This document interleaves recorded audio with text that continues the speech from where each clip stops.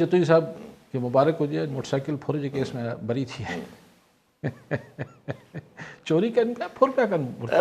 बचते हो शायद कि फुर काफ़ी उम्र सीधा है पर फुर फुर ऐं चोरी ॿिन्ही में वॾी जेका आहे हू अच्छा सो उन मां बरी थी आहिनि सो मुझे जॾहिं चए पिए त ई जेका 27वीं तरमीम जी हवाले सां ॻाल्हियूं हलनि पियूं त हुननि हिकिड़ो चयो अॼु मूं टाइम ते ॿुधो पिए त चई त इजिप्ट फॉर्मूलो इजिप्ट मॉडल हाणे इजिप्शियन मॉडल पाण सभिनी खे ख़बर आहे त हू हिकिड़ो हुन में हिकिड़ी सेमी हर शइ सेमी सेमी आहे हू हिकिड़ो हाइब्रिड आहे ऐं हू कॉन्स्टिट्यूशनली हाइब्रिड आहे डिक्टेटोरियल आहे ऑलमोस्ट न हू त आमरियत आहे हुते त जनरल हू वेठो आहे हाणे रिटायर थियण खां पोइ बि उहो ई वेठल आहे सिसी हाँ हाँ वो तो वरी पाण खे उहो बि कराए वियो न तव्हां उहो लंबो बि कराए वियो न त हूअं 3 टर्म्स लाइ और 2 टर्म्स लाइ पर हाणे हिन पाण खे कराए छॾियो आहे त बाबा मूंखे उहो त जेसि ताईं जेरा रहंदा आहिनि हुस्नी मुबारक वेठो उहो नेठि माण्हुनि वञी अलतहरी चौक तां लाथो हिनखे सो हिते हाणे इजिप्ट मॉडल जो मतिलबु इहो थियो त न हू पूरो पार्लियामेंट्री हूंदो न पूरो प्रेसिडेंशियल हूंदो न पूरो सिविलियन हूंदो न पूरो आर्मी हूंदो यानी हिकिड़ो हाइब्रिड हिकिड़ो गॾियल छॾियल हिकिड़ो सिस्टम हूंदो इफ़ मुर्तज़ा जतोई खे ज़रूरु उन्हनि जी इंफॉर्मेशन हूंदी त हाणे इहो ई पाण ॻाल्हियूं कंदा रहिया आहियूं त हीउ जेको हाइब्रिड सिस्टम जी शान में ख्वाजा आसिफ़ या ख्वाजा आसिफ़ ऐं ॿियनि शान में ॻाल्हाइणु शुरू कयो त शानदार आहे असां वटि हाइब्रिड सिस्टम हले पियो ऐं हिन में बुराई कुझु कोन्हे हिकिड़ी तव्हां लाॻीता 3-4 बयान आया हुआ इवन फॉरेन मीडिया सां ख्वाजा आसिफ़ इहे असांजे डिफेंस मिनिस्टर इहे ॻाल्हियूं कयूं हुयूं त उनखां पोइ इहा ॻाल्हि त चिटी हुई त हाणे जेका 27वीं आइनी तरमीम अचे पई हाणे उन हाइब्रिड सिस्टम खे जंहिंजी मार्केटिंग थी रही सोली सिंधी में उनजी तशहीर थी रही त उनखे को शिकल ॾिजे कॉन्स्टिट्यूशनल हींअर थिए उहो ई सभु कुझु पियो आहे इजिप्शियन मॉडल ई लेकिन हिनखे कॉन्स्टिट्यूशनल शिकल ॾिजे हाणे उहा कॉन्स्टिट्यूशनल शिकल जेसि ताईं साम्हूं अचे मसौदो छा आहे नियत ऐं ख़्वाहिश सम्झ में अचे पई उनखे कीअं केतिरो स्ट्रेट कंदा या हाणे जीअं नजम सेठी साहिबु सिर्फ़ु हिकिड़ी ॻाल्हि कनि पिया त भई नेक्स्ट इहे जेको असां वटि हमेशह बहस थींदो आहे त भई नओं आर्मी चीफ जेको आहे हू प्राइम मिनिस्टर खे मुक़ररु करिणो हूंदो आहे त हू पंहिंजी सवाबदी धुन में इस्तेमालु करे सघे थो हाणे केतिरी कंदो आहे न कंदो आहे हिकिड़ी धार बहस आहे लेकिन बहरहाल प्रॉब्लम थिया हुआ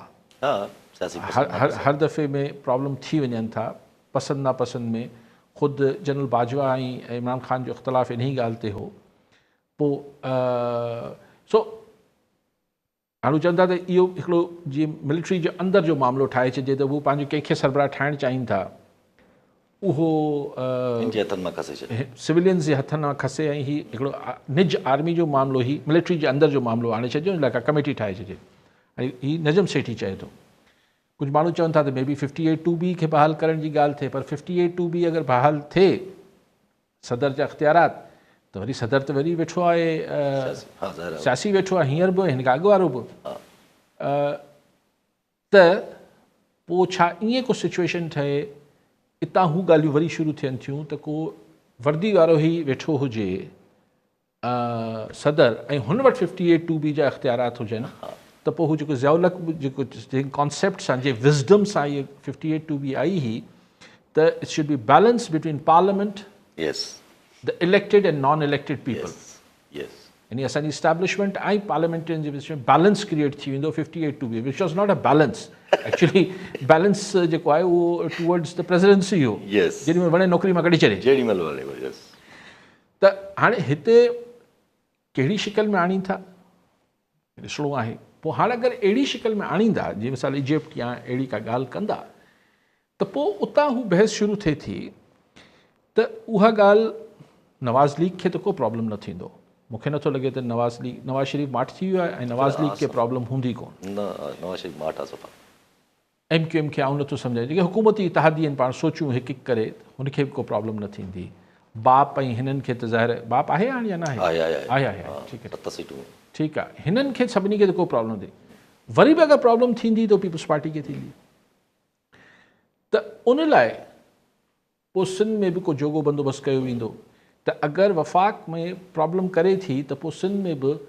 पीपल्स पार्टी खे शायदि चयो वेंदो त यार पोइ असांखां सवाइ तव्हां पोइ असांजी महिरबानी सां आहे मतिलबु महिरबानी न रहंदी त तव्हां कीअं हलंदो। पोइ सॼो जेको मुस्तक़बिल जी नक्शाबंदी थिए पई इहे ॻाल्हियूं हलनि थियूं। मतिलबु ज़ाहिर इन में अंदरि त घणा मसाइल ॿिया बि उभरी सघनि था। ज़ाहिर आहे हिकिड़ो जॾहिं इहे मसइला निकिरंदा ऐं जॾहिं इन्हनि में ॻाल्हियूं निकिरंदियूं, पर हल्के फुल्के लेवल ते अगरि ईअं ई नजम सेठी साहिबु जॾहिं इहा ॻाल्हि कनि पिया त चवनि पिया त अनफॉर्चुनेट आहे कि इहा शइ मसइलो कंदी बिटवीन द पॉलिटिकली जेके बि इन वक़्तु आहिनि, चाहे नवाज़ शरीफ़, शहबाज़ शरीफ़ या ज़रदारी साहिबु या इवन इस्टेब्लिशमेंट, इन्हनि विच में मसइलो कंदी कहिड़ी ॻाल्हि? इहे शयूं जॾहिं इहे निकिरंदियूं त हुननि जो बेसिकली इहो हो त रज़ामंदी जेका थी सघे थी उहा इन मुद्दे ते थी सघे थी between all the political parties including PTI में बि, त आर्मी चीफ साहिब जी अपॉइंटमेंट भले प्राइम मिनिस्टर खां। ॾिसो नजीम सेठ साहिबु काफ़ी ॻाल्हियूं कनि था, हुननि वटि इंफॉर्मेशन हूंदी आहे, पर आउं अक्सर तव्हांखे चवंदो आहियां मूंखे हज़म नथियूं थियनि। ऐं पोइ पाण ॾिठो आहे हिन महिल ताईं कुझु हुननि जूं ॻाल्हियूं ठीक बि थी वञनि थियूं, पर हीअ ॻाल्हि बि मूंखे हज़म नथी थिए। सवाल इहो आहे इज़ दैट इनफ? त अगरि इस्टेब्लिशमेंट में चयो वञे त तव्हां पंहिंजो चीफ पाण मुक़ररु करे वठिजो, बाक़ी सॼो पावर मतिलबु इमरान ख़ान अची वञे, केरु बि अची वञे, सुभाणे इमरान ख़ान अचे थो या को बि धुरियूं अहिड़ी पावर में अची वञनि थियूं, त अगरि आइन जे तहत अहिड़े इख़्तियारात इस्टेब्लिशमेंट खे ॾिबा त आइन जे तहत इख़्तियारात खसे बि सघजनि था, त इहो त मसइलो हल न थियो। मुद्दो सिर्फ़ु नए चीफ जी मुक़ररी ई न आहे, उहो हिकिड़ो मुद्दो आहे, हिकिड़ो नुक़्तो आहे। आउं सम्झां थो त हाणे अगरि हथु विझिबो त थोरो सवाइ विझिबो।